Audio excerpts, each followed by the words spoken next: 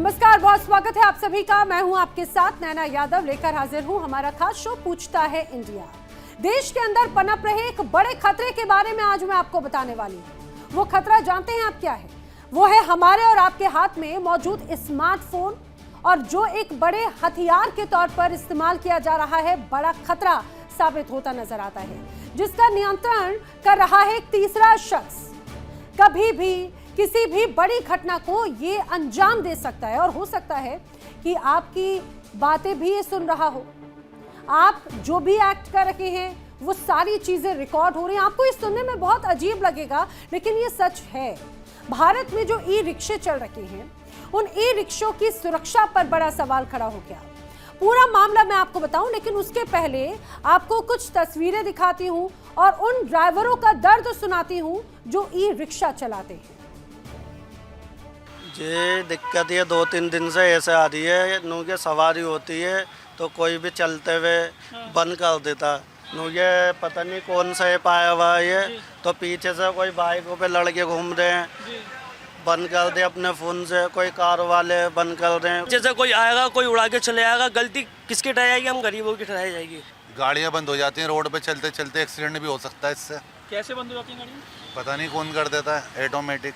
अच्छा, अगर सवारी बैठी हुई और पीछे से कोई गाड़ी प्रेशर में आ रही हुई, वो तो उड़ा देगी सामने वाले को। उसका जिम्मेदार कौन होगा? इस ऐप को बंद कराया जाए। ठीक। तो सुना आपने, ये वो तमाम ड्राइवर्स थे जो ई रिक्शे को चलाते हैं। गलती किसकी भरेगा कोई? दरअसल ये पूरा मामला है चीन से जुड़े हुए 2 एप्लीकेशंस का, जो ई रिक्शे को कंट्रोल कर सकता है। भारत के सूचना और प्रौद्योगिकी विभाग ने दरअसल एक बड़ा अब कदम उठाया। जिस तरह से पूरा विवाद सामने आया, कई लोगों को ये शिकायत हुई कि ई रिक्शा चलते चलते रुक जा रहा है। ड्राइवर बढ़ाने की कोशिश करता है लेकिन बढ़ता नहीं, क्योंकि उसे पीछे बैठा हुआ व्यक्ति अपने मोबाइल के माध्यम से अब कहीं ना कहीं ऑपरेट कर रहा है। कई बार ऐसी घटनाएं हुई। अब यही वजह है कि भारत के सूचना और प्रौद्योगिकी विभाग ने एक बड़ा कदम उठाया। बैट BMS और इपॉक लियोन ऐप को बैन कर दिया गया है। ये दोनों ही ऐप हैं गूगल प्ले स्टोर पर जो अवेलेबल थी, या फिर एप्पल स्टोर। अब वहां से इन्हें हटा दिया गया है। अब बताया ये जा रहा है कि ये जो दोनों एप्लीकेशंस हैं, उनका संबंध है चाइना से। ये ऐप ई रिक्शा के बैटरी मैनेजमेंट सिस्टम को ब्लूटूथ से कंट्रोल कर लेते हैं। यानी कि ये ऐप अगर किसी के मोबाइल में है और अगर वो किसी ई रिक्शे के नजदीक हैं, ब्लूटूथ के माध्यम से उसको ऑपरेट कर सकते हैं। उसकी बैटरी को बंद किया जा सकता है, या फिर बैटरी का जो चार्जिंग सिस्टम है उसे पूरी तरह से कंट्रोल कर सकता है। यानी कब ई रिक्शा चलेगा, कब रुकेगा, ये दूर बैठा व्यक्ति उसे ऑपरेट कर सकता है। सरकार की जांच में पता चला कि ये जो ऐप है वो ना तो कोई पासवर्ड, ना ही कोई परमिशन के साथ में ऑपरेट होता है। यानी देश में ब्लूटूथ तो हर फोन में है, बस ब्लूटूथ ऑन रखो और उसके बाद में ई रिक्शा के लिए एक बड़ा खतरा एक तरह से ये एप्लीकेशंस थे। हालांकि भारत ना तो पहला ऐसा देश है जिसने चाइनीज ऐप या कंपनी के खिलाफ कोई कार्रवाई की हो, और ना ही पहला मामला है। दरअसल खास तौर से अगर चाइना की बात की जाए तो चाइना की ऐसी तमाम एप्लीकेशंस, आपको याद है हिंदुस्तान पहले ही बैन लगा चुका है, जो आपके डेटा पर नजर रखता है। साल 2020 याद कीजिए, जब गलवान घाटी की घटना घटित हुई थी, उसके बाद में भारत ने 321 चाइनीज एप्लीकेशंस पर बैन लगा दिया था, जिसमें टिकटॉक भी शामिल था, वीचैट शामिल था, पबजी जैसे एप्लीकेशन शामिल थे। आशंका ये थी कि ये जो एप्लीकेशंस हैं, लोगों की संवेदनशील जानकारी को दुश्मन देश के सर्वर पर भेजते हैं। भारत से पहले अमेरिका या पश्चिमी देश भी कई तरह की चाइनीज एप्लीकेशंस और कंपनियों के खिलाफ कार्रवाई कर चुके हैं। इन चाइनीज एप्लीकेशन से बढ़ते खतरे पर चर्चा करें और उसके बारे में मैं आपको समझाऊं, लेकिन आपको यह भी बताती चलूं कि सिर्फ भारत ही नहीं, चाइना की जो इस तरह की मंशाएं या साजिशें रही हैं, उससे पूरी दुनिया वाकिफ है। खुद उसमें अमेरिका भी शामिल है। याद कीजिएगा, कुछ समय पहले जब अमेरिकी डेलीगेशन चाइना गया तो वो अपने से तमाम गैजेट्स को US छोड़कर गए, यहाँ तक कि चाइना की बॉर्डर के अंदर भी दाखिल नहीं लेकर गए, और ऐसे गैजेट्स लेकर गए जैसे ही वो वहां से आए उसके बाद में उसे पूरी तरह से वैनिश कर दिया। दरअसल ये चाइना की साजिशों का ही एक तरह से नतीजा है, इसीलिए उसे बार बार शंकित नजरों से देखा जाता है। बड़े सवाल हैं, क्या ई रिक्शा को कंट्रोल करने वाले एप्लीकेशंस आगे चलकर दूसरे इलेक्ट्रिकल व्हीकल्स को भी कंट्रोल नहीं कर सकते? क्या मोबाइल फोन के पुर्जों के लिए चीन पर निर्भरता कम करने की अब जरूरत है? क्या कंपनियों को ये घोषित नहीं करना चाहिए कि उपकरण में लगे पुर्जे आखिर किस देश में बने हैं? करेंगे चर्चा। खास मेहमानों का पैनल मेरे साथ में कनेक्ट हो रहा है, जल्दी से मिलवा देती हूँ। भू राजनीतिक विशेषज्ञ retired major general Sudhakar Jee साहब मेरे साथ में कनेक्टेड हैं। मेरे साथ में साइबर एक्सपर्ट अनुज अग्रवाल जी भी कनेक्टेड हैं।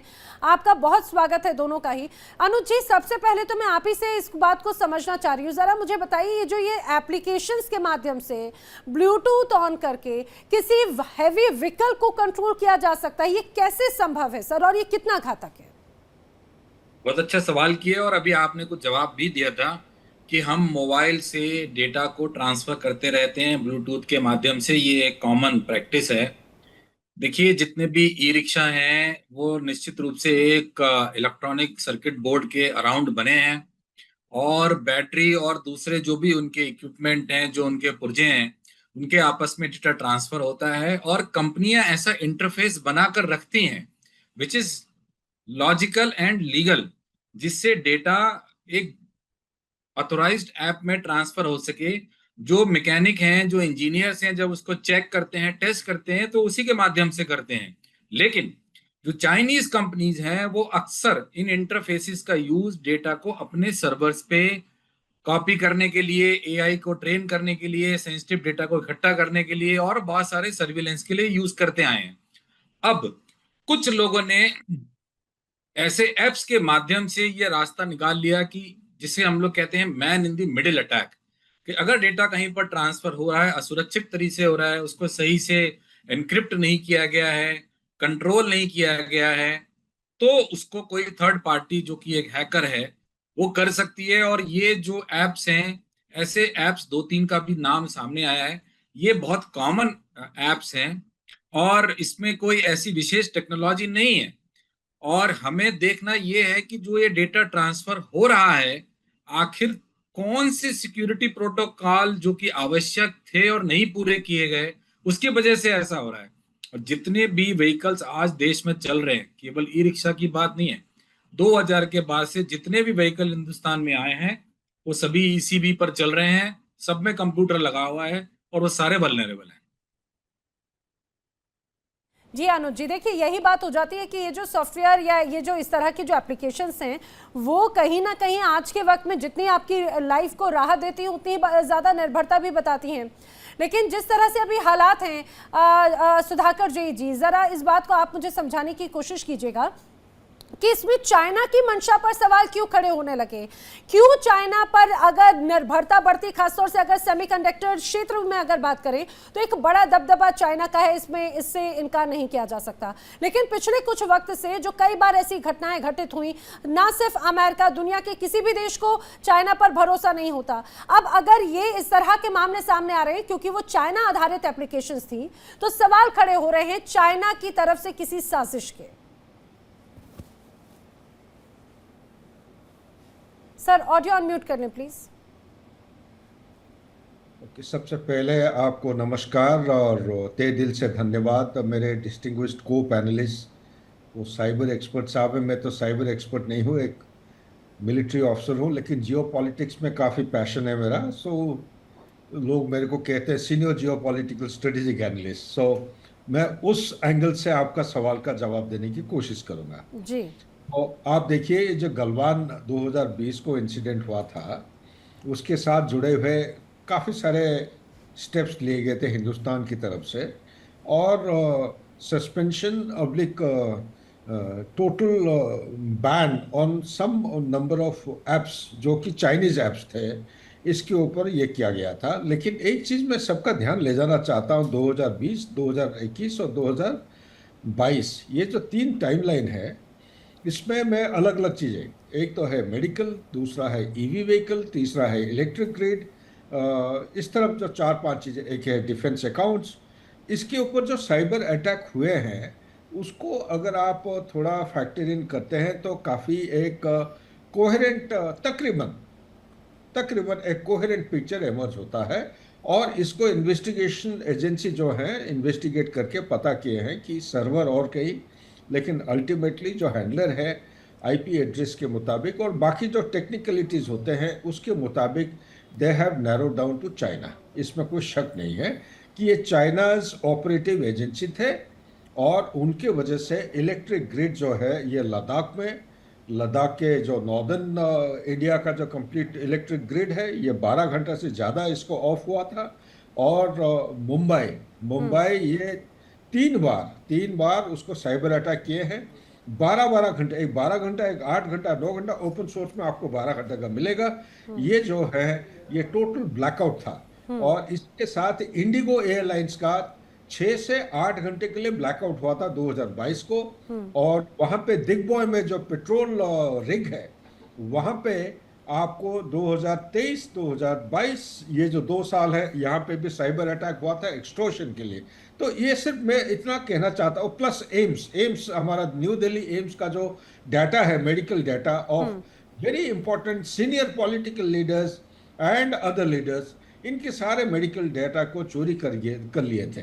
तो यही से मैं कहता हूं कि ये बहुत बड़ा एक प्लान है। मैं गलवान इंसिडेंट से जोड़ रहा हूं, लेकिन ये जो इंसिडेंट है उससे पहले ये ऑलरेडी चाइना का एक कॉन्सेप्ट है, सुनजू के टाइम से उनका सिखलाई है, win a war without fighting war. तो win a war without fighting war कैसे आप जीतोगे? बिना गोला फायर करके। अभी नहीं, जो लेकिन सर ये कोई नया थोड़ी ना है। अगर कुछ नया होता तो समझ में आता, खासतौर से चाइना की निर्भरता या ये कहा जाए चाइना की मंशा पर पूरी दुनिया को ही भरोसा नहीं है। और यही वजह है कि बोलने दीजिए, मेरा खत्म हो जाएगा। नहीं, बस। मैं सर आप ही कंटिन्यू कीजिएगा। 2020 में भी जो इतनी ज्यादा 300 से ज्यादा एप्लीकेशंस अगर बैन की गई तो वो चाइना की मंशा की वजह से ही थी। तो क्या अभी हमें नहीं पता कि आखिर चाइना की किस तरह से मंशा रहती है? बिल्कुल यही पे मारा था कि देखिए चाइना का जो कॉन्सेप्ट है, आप यूक्रेन की लड़ाई लीजिए या मिडिल ईस्ट का जो लड़ाई है, आप कहीं पे देखें कि चाइना का कोई बूट्स ऑन ग्राउंड आया है? नॉर्थ कोरिया के बूट्स ऑन ग्राउंड, उनके ट्रूप जाके रशिया के साथ पार्टिसिपेट कर रहे हैं, लड़ाई कर रहे हैं यूक्रेन के खिलाफ। लेकिन चाइना का बूट्स ऑन ग्राउंड नहीं है। टेक्नोलॉजी और बाकी जो लॉजिस्टिक सपोर्ट है वो पूरा हो रहा है।